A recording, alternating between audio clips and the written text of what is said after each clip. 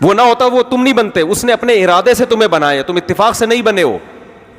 یہ جو آج کل ایک نعرے لگائے جاتے ہیں نا کہ انسانیت کا رشتہ سب سے پہلے, مذہب بعد میں, یہ بہت سنا ہوگا آپ نے نعرہ کہ بھئی مذہب کیا ہے بعد میں, سب سے پہلے کیا ہے انسانیت. تو اس کا ایک صحیح مطلب ہے اور ایک غلط مطلب ہے. صحیح مطلب تو یہ ہے کہ انسانیت کا رشتہ, مذہب نے بھی انسانیت کا رشتہ ہمیں بتایا, غیر مسلموں کے بھی حقوق مذہب نے ہمیں بتائے ہیں. تو مذہب یہ یعنی ایک دوسرے کے اپوزٹ ہے ہی نہیں. یہ جو لوگ کہتے ہیں نا مذہب کا رشتہ پہلے, انسانیت کا رشتہ پہلے اور مذہب کا بعد میں, یہ لفظ اس لیے غلط ہے کہ جب آپ مذہب کے رشتے میں جڑتے ہو تو وہ خود بخود آپ کو انسانیت کے رشتے میں پرو دیتا ہے خود بخود, اور وہ خود غیر مسلموں کے یعنی جو آپ کے مذہب میں نہیں بھی ہیں ان کے حقوق آپ کو خود بخود زیادہ اچھی طرح سکھا دیتا ہے. لیکن جو لبرل لوگ یہ نعرہ لگاتے ہیں نا, ان کا مقصد یہ ہوتا ہے کہ اگر انسان کو خوش کرنے کے لیے خدا کو ناراض کرنا پڑے تو انسان پہلے ہے, کیونکہ خدا کا تصور مذہب لے کر آتا ہے نا, تو مذہب کیا ہے بعد میں ہے, تو انسانیت پہلے, مذہب کو ایک طرف رکھو. ان کا مطلب یہ ہوتا ہے. تو یہ غلط ہے, اس لیے کہ مذہب اگر صحیح مذہب ہے نا, غلط مذہب نہیں ہے, تو وہ آپ کو خالق کے حقوق سکھا رہا ہے, اور خالق اور مخلوق کا رشتہ پہلے ہے اور مخلوق کا آپس میں رشتہ بعد میں ہے. بہت مشکل ہے بھائی اس زمانے میں یو پی ایس پہ بات سمجھانا, تو اور بھی زیادہ مشکل. جنریٹر پہ پھر بھی آسان ہے, جنریٹر پہ بات سمجھانا آسان ہے, یو پی ایس پہ اور مشکل. اور پنجاب میں بات سمجھانا آسان ہے اس موسم میں, کے پی کے میں بھی آسان, کراچی میں اس لیے مشکل کہ گرمی بہت ہے. تو 3-4 مشکلات کے ساتھ بات سمجھانے کی کوشش کر رہا ہوں. تو آج دیکھ لو آپ, اگر کہیں شادیوں میں مکس گیدرنگ ہے, آپ کہتے ہو بھائی میں نہیں جاؤں گا, تو پورا خاندان آپ کے خلاف ہو جاتا ہے کہ رشتہ داروں کے بھی کیا ہوتے ہیں حقوق, انسان پہلے ہے مذہب بعد میں. بھائی خدا منع کر رہا ہے, بے حیائی کو اللہ پسند نہیں کرتا, تو خالق کا رشتہ پہلے. اپنے ابا سے بولو ابا آپ کی نعمت بھی مجھے اللہ نے دی ہے, آپ کو اللہ نے ابا بنایا ہے.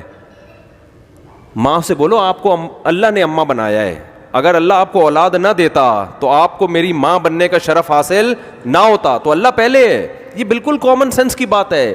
یہ جو لوگ کہتے ہیں نا مولویوں کی باتیں ہمیں سمجھ میں نہیں آتی, گھننے بنے ہوئے ہیں, گھننے ہیں. یہ بالکل ایسے ہی ہے. یہ لوگ کہتے ہیں نا مولوی کوئی الگ سی چیز ہے, مخلوق ہے, پتہ نہیں کہاں سے کس قسم کی عجیب عجیب شلواریں ان کی آدھی آدھی پنڈلیوں تک ہوتی ہیں, پگڑیاں پہنی بھی ہوتی ہیں, کیپ لگاؤ, چشمہ. میں تو کیپ بھی لگاتا ہوں, چشمہ بھی لگاتا ہوں, کوئی اسلام میں منع نہیں ہے. میں اب اپنا نا حلیہ تبدیل کر کے نکلتا ہوں, کیونکہ میرے پیچھے 20 لوگ پڑ جاتے ہیں سیلفیاں میں, چلنا پھرنا مصیبت بن گئی.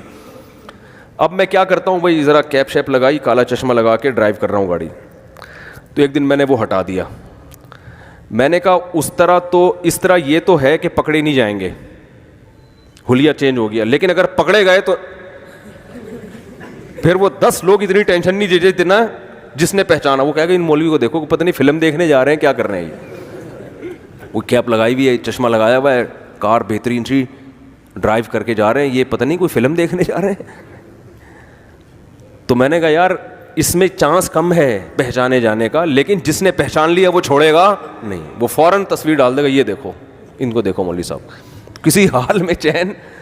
حالانکہ بھائی وہ کیپ لگانے سے کیوں پابندی تھوڑی ہے, کچھ بھی پہن سکتے ہو آپ, نہ اللہ کی طرف سے پابندی ہے نہ گورنمنٹ کی طرف سے. چشمہ بھی لگا سکتے ہو آپ دھوپ میں, یا اس لیے بھی لگا سکتے ہو. لیکن لوگوں کے ذہن میں مولویوں کا ایک پتہ نہیں کس طرح کا کھوپڑی میں ایک تصور بٹھا دیا گیا ہے, اور اسی وجہ سے لوگوں کو مولویوں سے وحشت بھی ہوتی ہے کہ مولوی نہیں بننا بھائی, مولوی نہیں بننا, نہ اپنے بچوں کو بنانا ہے, کیونکہ ان کے ذہن میں یہ بیٹھ گیا ہے کہ یار وہ تو کسی کام کا رہے گا ہی نہیں, اس کا تو ایک مخصوص ڈریس ہوگا, مخصوص حلیہ ہوگا, ہاتھ میں تسبیح ہوگی. اچھی بات ہے تسبیح ہاتھ میں ہونی چاہیے, لیکن اگر نہیں ہے تو بھائی ہو سکتا ہے انگلیوں پہ پڑھ رہا ہو, وہ اللہ کا نام لے رہا ہو. میرے علم میں تو نہیں ہے کہ صحابہ کے ہاتھ میں ہر وقت تسبیح ہوتی تھی, ویسے ہی صبح شام اللہ کا ذکر کر لے, اور رکھ لے تو اور اچھی بات ہے, یاد رہتا ہے انسان کو, نہ رکھیں تو بھی ٹھیک ہے. تو اس حلیے سے لوگوں کو بڑی وحشت ہوتی ہے, کیونکہ ڈر ہے کہ یار کچھ بھی نہیں کر سکیں گے. تو ایسا کچھ بھی نہیں ہے بھائی. مولانا ٹائپ کے جو لوگ ہیں نا, جو سچی مچی کے, وہ آپ سے زیادہ تفریح کرتے ہیں, کیونکہ ان کے ڈپریشن میں نہیں ہوتے, وہ سکون میں زیادہ ہوتے ہیں. ہاں ڈپریشن اگر ہوتی ہے تو پبلک کی وجہ سے ہوتی ہے کہ یار یہ نہیں کہیں چھوڑیں گے آرام سے, یہ فلم دیکھنے نہ جائیں بس, اتنا نہ براڈ مائنڈڈ بنے. تو ساری تفریحات جائز ہیں, ساری زینت کی چیزیں جائز ہیں. تو ایک عجیب سا دماغ میں, خیر بات کہاں سے کہاں چلی گئی. تو میں یہ عرض کر رہا تھا کہ یہ کتنی صاف ستھری بات ہے کہ بھائی جس نے پیدا کیا اس کا رشتہ پہلے اور مخلوق کا رشتہ اس کے بعد. کامن سینس کی بات ہے یا نہیں؟ یا تو بولو کسی نے پیدا ہی نہیں کیا. تو یہ بات نا کسی نے پیدا نہیں کیا, یہ زیادہ بے وقوفی کی بات ہے. یہ وہ لوگ کرتے ہیں جو سینس لیس, وہ جو میں جس سائنسدان کی بات کر رہا تھا. اب آپ بتاؤ کہ اتنا ذہین سائنسدان جو خلاؤں کے راز آپ کے سامنے پیش کر رہا ہے اور ایسی ایسی چیزیں لے کر آ رہا ہے, وہ روبوٹ کے بارے میں یہ نہیں کہتا کہ یہ خود سے بنا ہے, اپنے بارے میں کہہ رہا ہے میں آٹومیٹیکلی خود بخود وجود میں آ گیا. یہ کھوپڑی میں آنے والی بات. دیکھو اگر انسان خود سے اتفاق سے وجود میں آیا تو ایک چیز بن جاتی نا, مرد الگ بن رہا ہے, عورت الگ پیدا ہو رہی ہے, اور دونوں ایک دوسرے کی ضرورت ہیں. اور ادھر بچہ پیدا ہو رہا ہے, ادھر ماں کی چھاتیوں میں دودھ آ رہا ہے. ایسی انسٹالیشن یار آٹومیٹیکلی, خدا کی قسم دنیا میں اس سے بڑا پاگل کوئی نہیں ہے جو یہ دعویٰ کرے کہ یہ خود بخود ہوا ہے. یہ ہو نہیں سکتا.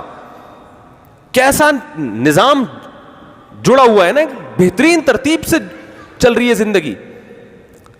ادھر بچہ پیدا ہوتا ہے, ادھر ماں کی چھاتیوں میں دودھ. یہ کیا ارتقاء کا نتیجہ ہے یہ؟ یعنی نیچر اتنی ذہین اور سمجھدار ہے کہ نیچر نے اپنے آپ کو ایسے تمیز سے ڈھالا ہے نا کہ جاپان کے سائنسدان بھی اب تک ایسا روبوٹ تیار نہیں کر سکے. کیا کھوپڑی ہے یار نیچر کی, جبکہ نیچر کوئی چیز ہے ہی نہیں. یہ تو کہتے ہیں یہ نیچرل ہے نا, یہ خود بخود ہو رہا ہے, یعنی نیچر یہ کر رہی ہے. تو نیچر کا دماغ, جبکہ یہ کہتے ہیں نیچر کوئی چیز ہی نہیں ہے.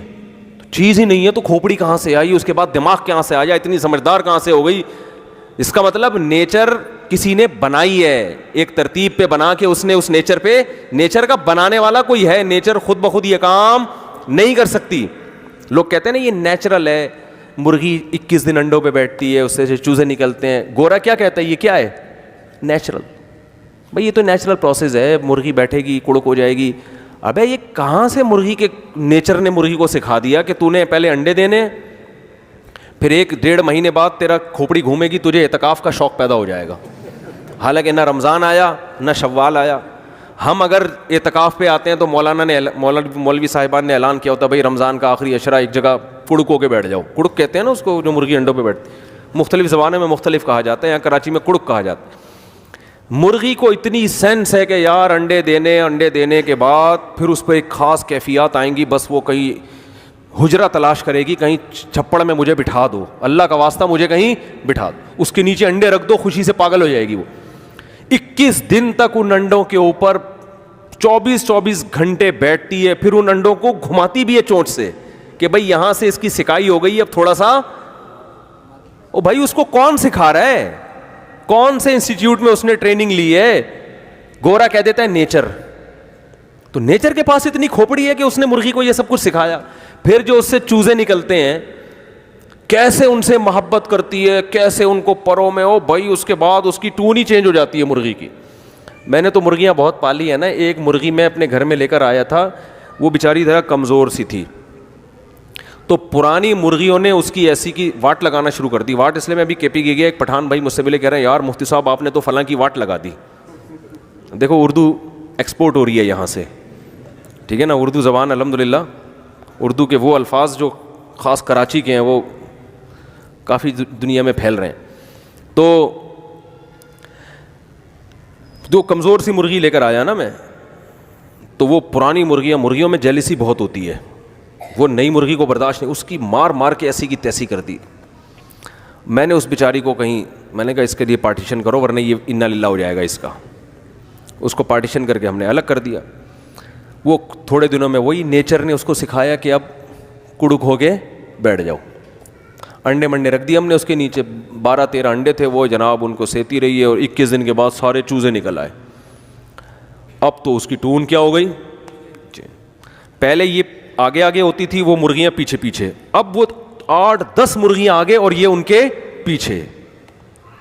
یعنی کیا مطلب, نئی جو نسل ہے نا اس کے تحفظ کے لیے گورا کہے گا کہ نیچر نے اس کے اندر کانفیڈنس پیدا کر دیا تاکہ یہ اپنے بچوں کو بولو پال سکے. نیچر تو پھر گورے سے بھی زیادہ ذہین ہے بھائی. وہ ہے کہاں, اس کو لے کر آؤ, ہم اس نیچر کی پوجا پاٹ شروع کر دیں, اس کو ہم کھلائیں پلائیں, اس کا شکریہ ادا کریں. کہاں ہے وہ نیچر, وہ فطرت ہے کہاں جو اتنے ذہین ہے کہ جس نے بچوں کی تربیت کے لیے اس کمزور مرغی میں ایسی موٹیویشن پیدا, حالانکہ وہ کمزور ہے ابھی کیونکہ 21 دن اس نے تمیز سے کھایا پیا نہیں ہے, وہ تو ادھوئی ہو چکی ہے, لیکن اس میں کانفیڈنس اور بہادری اتنی زیادہ کہ اس نے کہا بھائی بزبان حال کہہ رہی تھی کہ ہاں کسی میں دم ہے تو آئے نا ذرا, اب دیکھتے ہیں. یہ نیچر نے اس کے اندر یہ صلاحیت کیوں پیدا کی, کیونکہ نیچر اس سے نسل بڑھوانا چاہ رہی ہے, کیونکہ اگر اسی طرح ہونے لگا تو وہ نہیں مرے گی, اس کے 12 چوزے بھی مر جائیں گے, وہ 12 بچے بھی مر جائیں گے. فطرت نے اس کو اب کانفیڈنس پیدا کیا, بھائی پہلے تو مر جاتی کوئی مسئلہ نہیں تھا, اگر اس طرح سے مرغیوں کو طاقتور مرغیاں مارنا شروع کر دیں پھر تو نسل ہی ختم ہو جائے گی.